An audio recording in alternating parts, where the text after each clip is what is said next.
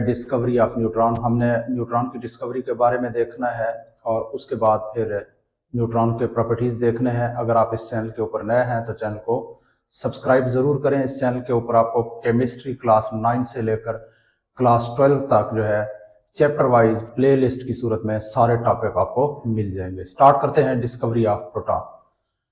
देखें, एटम के अंदर इलेक्ट्रॉन और प्रोटॉन दरियाफ्त हो चुके थे, लेकिन एटम का जो मास था, जो वजन था, वो इन दोनों के वेट से ज्यादा निकलता था। बल्कि तो रदरफोर्ड एक साइंटिस्ट हैं, उन्होंने नजरिया दिया था कि एटम के अंदर एक तीसरी चीज भी मौजूद है जो कि अभी दरियाफ्त नहीं हुआ, और उसका जो मास है वो तकरीबन प्रोटॉन की मास के बराबर होना चाहिए, वजन के बराबर होना चाहिए। तो इस चीज को देखने के लिए, दरियाफ्त करने के लिए एक्सपेरिमेंट्स शुरू हुए। तो एक खुशकिस्मत साइंसदान थे जेम्स चैडविक, ये 1932 में एक एक्सपेरिमेंट कर रहा था। उन्होंने बेरिलियम, एक मेटल है, बेरिलियम मेटल को उन्होंने टारगेट बनाया, निशाना बनाया। किस चीज का? अल्फा पार्टिकल्स का। जब उन्होंने अल्फा पार्टिकल बेरिलियम टारगेट से टकराए तो बेरिलियम का जो टारगेट है वो टूट गया, और उसके नतीजे में वहां से कुछ तेज शुआएं भी निकल गई। तो जब उन शुआओं की प्रॉपर्टीज को देखा गया तो वो शुआएं जो है बाद में न्यूट्रॉन साबित हुई। इस तरह से न्यूट्रॉन जो है वो दरियाफ्त हुआ, और इसको जेम्स चैडविक ने 1932 में दरियाफ्त किया था। तो स्टार्ट करते हैं। न्यूट्रॉन वाज डिस्कवर्ड बाय, किसने दरियाफ्त किया था? Was discovered by Chadwick.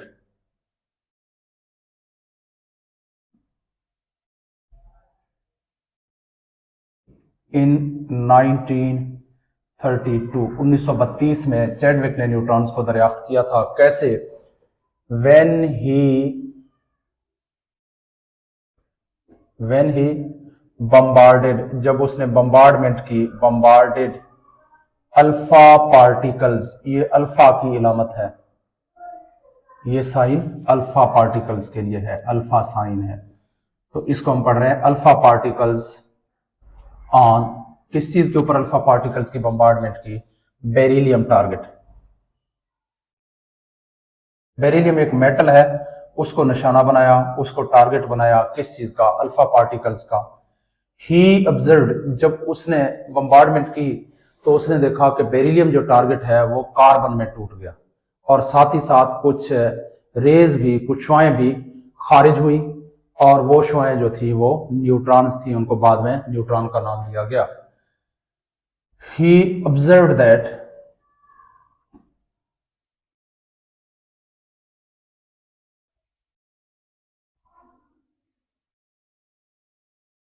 beryllium target was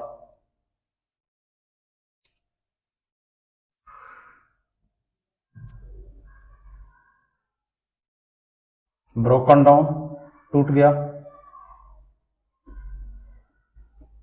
and some highly penetrating, बहुत ज्यादा चुभने वाली, radiations were also produced, radiations were also produced, बहुत हाईली पेनिट्रेटिंग कुछ रेडिएशन भी पैदा हुए थे। These were called as, in radiations को बाद में न्यूट्रॉन का नाम दिया गया। तो यूं न्यूट्रॉन जो है वो दरियाफ्त हुआ। अब ये जो रिएक्शन है, ये यहाँ पे मैं दिखा रहा हूँ, ये एक न्यूक्लियर रिएक्शन है, ये केमिकल रिएक्शन नहीं है। न्यूक्लियर रिएक्शंस वो होते हैं जो न्यूक्लियस के अंदर होते हैं। केमिकल रिएक्शन उम्मूमन जो है वो इलेक्ट्रॉनों के जरिए से होते हैं। केमिकल रिएक्शन में इलेक्ट्रॉन इन्वॉल्व होते हैं, जबकि न्यूक्लियर रिएक्शन में nuclear particles, alpha particles, beta particles, gamma particle, तो ये शुआएं इन्वॉल्व होती हैं। तो एक न्यूक्लियर रिएक्शन जो है वो दिखाया गया है यहाँ पे मेरे पास है। ये फास्ट मूविंग अल्फा पार्टिकल्स हैं। अल्फा पार्टिकल्स अमूमन हीलियम के न्यूक्लियाई होते हैं। हीलियम का मास नंबर 4 है, एटॉमिक नंबर 2 है। ये नीचे हम एटॉमिक नंबर और ऊपर मास नंबर दिखाते हैं। जब इनकी बम्बार्डमेंट की गई किस चीज के ऊपर, बेरिलियम को टारगेट बना के, बेरिलियम के ऊपर, तो बेरिलियम का जो एटॉमिक नंबर है वो 4 है और मास नंबर इसका 9 है। जब बेरिलियम टारगेट के ऊपर ये अल्फा पार्टिकल्स, इनको अब मैं दिखाता हूं, ये अल्फा पार्टिकल्स इनको कहेंगे, अल्फा पार्टिकल्स दरअसल हीलियम के न्यूक्लियाई से लिए जाते हैं। जब बेरिलियम टारगेट के ऊपर ये टकराए हैं तो कार्बन 12 और 6, एटॉमिक नंबर कार्बन का 6 है और मास नंबर 12 है, इसमें तब्दील हुए और साथ में कुछ और रेडिएशंस खारिज हुई जिनको बाद में न्यूट्रॉन का नाम दिया गया। न्यूट्रॉन का एटॉमिक नंबर 0 होता है, मास नंबर 1 होता है न्यूट्रॉन का। अच्छा जी, अब यहाँ पे इस इक्वेशन में हमने मासेस को लाजमी तौर पर बैलेंस करना होता है। देखें 4 और 9 कितने हो गए, 13। अब यहाँ पे 12 और 1 13 हमारे पास मास आ गए। और एटॉमिक नंबर्स को देखें 2 और 4 6, तो यहाँ पे भी 6 और 0 कितने आ गए, प्रोडक्ट साइड पे भी 6 आ गए। तो इस तरह से हमारा न्यूक्लियर इक्वेशन जो है अब बैलेंस्ड भी है। अच्छा जी, अब देखते हैं प्रॉपर्टीज ऑफ न्यूट्रॉन, न्यूट्रॉन की प्रॉपर्टीज।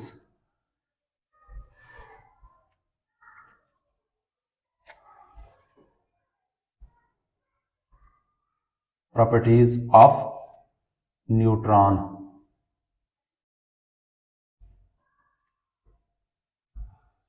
न्यूट्रॉन का जब मास देखा गया तो न्यूट्रॉन का मास तकरीबन प्रोटॉन की मास के बराबर था।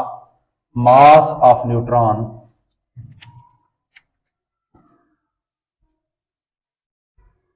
mass of neutron is equal to the mass of proton, तकरीबन प्रोटॉन की मास के बराबर है, मास ऑफ प्रोटॉन। नंबर 1।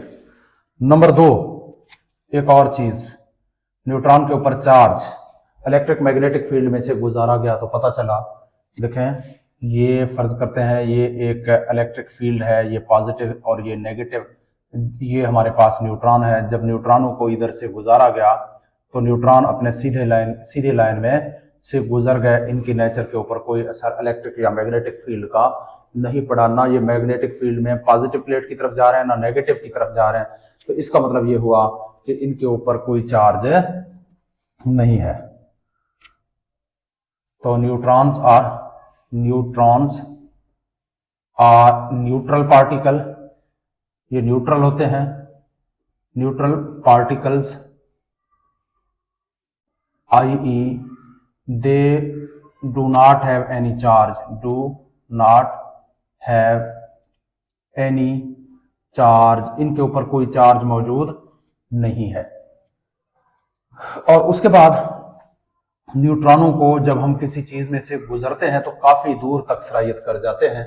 जैसे आप यहाँ पे कोई टारगेट रखते हैं तो इसमें से जब हम न्यूट्रॉन गुजारेंगे तो न्यूट्रॉन इसमें से आर पार गुजर जाएंगे। तो इसका मतलब है ये किसी भी चीज के आर पार आसानी के साथ गुजर जाते हैं। इनको हम कहते हैं हाईली पेनिट्रेटिंग होते हैं। They are highly penetrating, highly penetrating. जब ये किसी चीज से टकराते हैं तो उसमें काफी दूर तक सरायत कर जाते हैं, पेनिट्रेट हो जाते हैं। तो इसलिए इनकी एक प्रॉपर्टी है कि दे आर हाईली पेनिट्रेटिंग। यहाँ पे हमारा टॉपिक एंड होता है। न्यूट्रॉन के जो प्रॉपर्टीज हैं वो काफी अहम है और ये लॉन्ग क्वेश्चन में भी बाज़ औक़ात पूछा गया है, what are neutrons, how neutron were discovered, describe properties of neutron. और उसके अलावा यहाँ से शॉर्ट क्वेश्चन भी पूछे गए हैं।